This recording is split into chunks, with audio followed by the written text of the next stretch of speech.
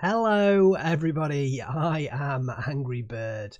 Welcome back to a new video. We're looking at tier lists once again. I've updated the 1v1 tier list. This time it's pre-D-Day tribute DLC. The last one we did was pre-Fate of Finland, so we've got some exciting new divisions to add in here, and I'm going to run through this much quicker than the previous one. You know how it works. If you don't know how it works, check out the previous tier list. I explain a lot of the mechanics behind it. I will link the video and it's also down in the description. So this tier list been put together as of pre-D-Day tribute DLC. Thank you to Gonzo, Nilla, Sean, Kato Megumi.zz, US Prester John and Frublord for helping me out with this, contributing. It's kind of their tier list, really. It's the combined top 6 pros from Steel Division 2 League Season 2, combined all of their individual tier lists together, and we get kind of an overall picture. That's the basis. So we have it here. It's right behind me. And yeah, we have Third Guards Tank Corps remaining at the very top of S tier, but it has pulled away slightly from 78th Sturm. It is now in joint second place with Fallschirmpanzer Hermann Göring, so Hermann Göring has kind of increased in the meta a little bit. In terms of S tier, we now have a top 6. Third Guards Tank Corps, 78th Sturm, Fallschirmpanzer Hermann Göring, 84th Guards Rifles, 25th Panzergrenz, and 26th Guard Rifles. A tier as well, we've got 1st Polish Infantry Division, we've got the first brand new division in from Fate of Finland, Pansari Divisiona. 3rd Canadians, they kind of stay in their own position. 21st Panzer drops down a little bit, but still in A tier.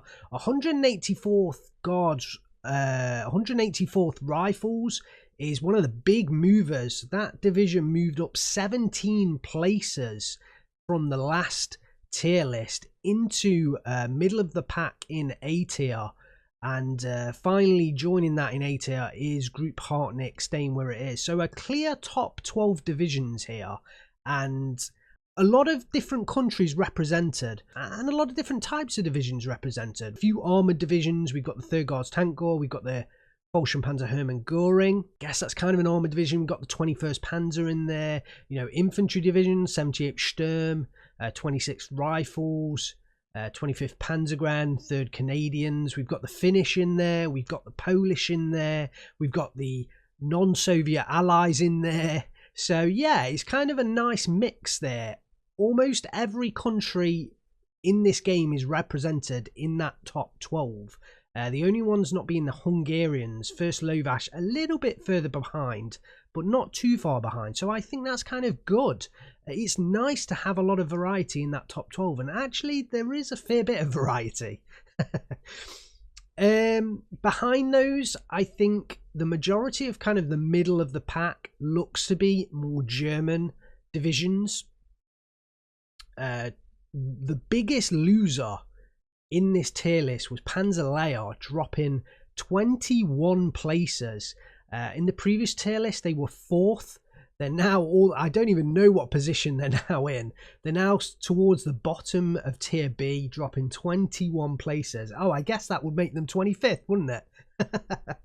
But yeah, that's one of the big losers. And I think the 184th, you know, being the biggest winner and the Panzerlehr being the biggest loser shows the kind of move in the meta that's taking place.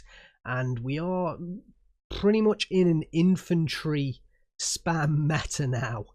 I think Fate of Finland kind of changed things up. The aircraft got very strong due to a combination of a nerf in the AA, a buff to all the bombers, but also a bug with the fighters, which I'm reliably informed has been fixed. Yes, fighter fix at last. We're going to get those fighters out. Yes. So, I mean, these tier lists were put together just before that fighter fix. So maybe things have changed already. Who knows? But yeah, I think Fate of Finland completely changed up the meta. But towards the very end of Fate of Finland, we noticed that the pros were beginning to start to pick infantry divisions over and over again. So yeah, we're kind of in a bit of an infantry spam meta, and I think that shows with Panzerlehr losing so many places because their infantry is costly. They rely on armored divisions. They don't get a hell of a lot of infantry, and yeah, they've just sunk down that meta pretty hard.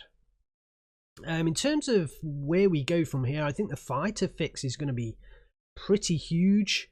And I know that the developers are working on mechanics behind the scenes, and so I think things won't necessarily stay the way it is for a long time. We've got the tribute to D-Day DLC coming up. That's going to add 6 brand new Western Allied divisions, so that's going to change things up as well.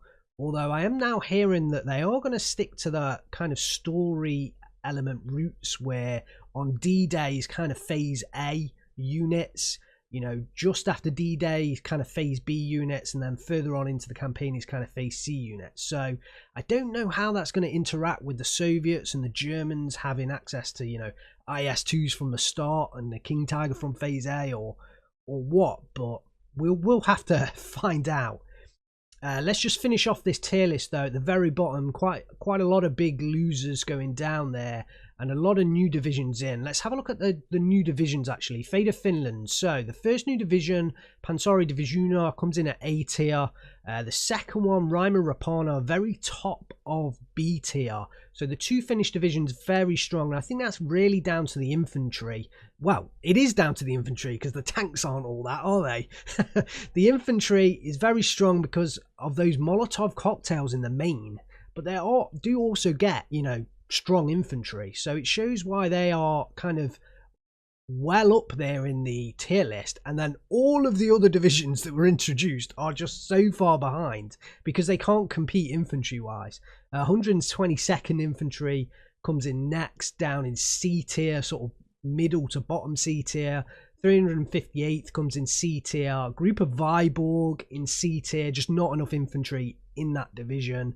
And 126th Light Gornestrel Hovey Corps, if I'm saying that correctly, bottom of C tier. I think that's actually D tier, sorry. Yeah, so D tier.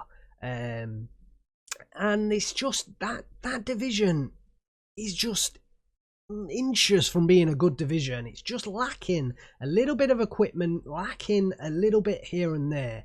But I have a feeling that will, you know, grow in the meta a little bit depending on what happens. So yeah, the Finnish troops, they come in strong, but everywhere else comes in pretty weak from the Fate of Finland meta. And I should have said this at the start, but you'll notice this tier list compared to the last has 5 tiers. I did add that extra D tier. We've got more divisions, so I did want to add that extra tier in there. And yeah, a little bit of a changing of the guard down at the very bottom. Second Guards Tank Corps is still there, 3rd from bottom. We have the 126th Light Mountain Rifle Corps in there as well, in the bottom 3.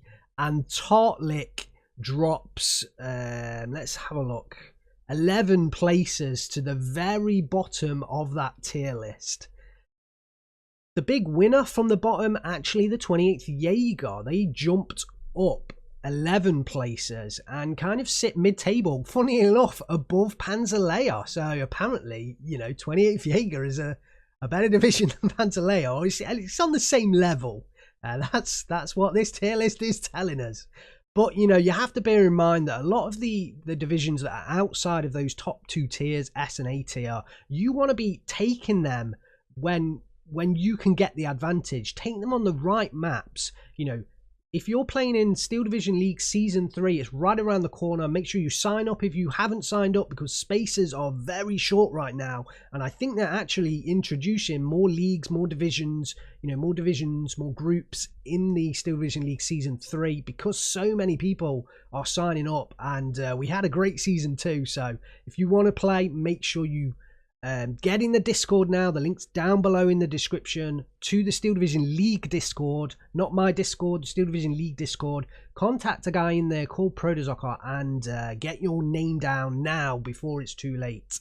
But what I was saying, you know, make sure you use this tier list in the right way. If you can't pick from S tier, if you can't pick from A tier, you know, pick B and C tier divisions, but make sure you pick them at the right point on the right map against the right divisions. You know, counter pick. So you don't really want to pick 28th Jaeger on a wide open map. You don't necessarily want to pick Panzerlehr on a very tight map like Zell. It's not going to work well for you. But you might want Kuruk there. It depends who you're up against. It depends what map you're playing. It depends what income you're playing. It depends how familiar you are with the division. You might be a boss player at Panzerlehr. So, you know, they can still be a fantastic division. But yeah, make sure you use this, you know, in the right way. There is also a simplified version of the tier list down below in the description. There's a simplified version, so if you need a quick one while you're doing that pick and ban stage in Steel Division League, then jump in there and use it. Beginners, now if you're a beginner, you're just starting with Steel Division 2, you want to know what divisions to play, pick from those top 12 divisions on this list. Pick the S tier and the A tier divisions. You will have the best tools at your disposal. You can build the best deck possible. Don't pick from the rest. Pick from the top 12 divisions. There are all types of divisions in there as well. You know, you have the 21st Panzer with the King Tigers. You have the 5th Panzer Hermann Göring if you want those Valkyr infantry. You have the 78th Sturm for the Beglite Pioneers. You have the 3rd Guards Tank Corps for the IS-2s and the 84th Guards as well. You have the 26th Guards Rifles for that, you know, Soviet infantry strength. You have the 184th Rifles for a quick rush. You have Hartnik, Hungarian infantry, Tigers, you know, 3rd Canadians for all you non-Soviet ally lovers, 1st Polish for some infantry spam and T-34s, 25th Panzergrens for kind of the German infantry with those heavy 88 guns. All types of divisions in there. So yeah, stick to that top 12 sort of list of divisions, and as a beginner, that's where you want to be playing. You want to be playing with the best tools at your disposal so you can improve, and then once you know, get a bit better at the game, drop down in the tier list here, you know, start playing with the Panzerlehr, the 3rd Guard Mechanized, the Kuruk. Great division, fun division, but you're not going to have the best tools at your disposal if you're playing with it. Anyway, there we go. Hopefully you guys have enjoyed this. I kept this short. If you want to ask me questions, drop it in the comments. Also, in the description, link to my Discord. Jump in there and ask me in the Discord. Also, link to the official Steel Division 2 Discord. If you're not in it, join it. And the Steel Division League Discord. All the pros hang out in the Steel Division League Discord. So if you want to ask a pro a question, get the best deck for a certain division, go in the Steel Division 2 League Discord and start asking Gonzo and Sean and Kato and Prester John and Frublord and Nilla. And it's a great community. These guys, they won't, you know, they won't mind you asking them questions. Just don't pester them 24/7. But they want people to improve. Like everyone in this community, especially in the competitive scene, wants players to improve. So go in there, ask questions. Anyway, that's it from me. Thanks very much for watching. Hopefully you've enjoyed this. Jump in my Discord, ask me any questions. If you haven't subscribed, make sure you subscribe. I'll see you out there on the battlefield.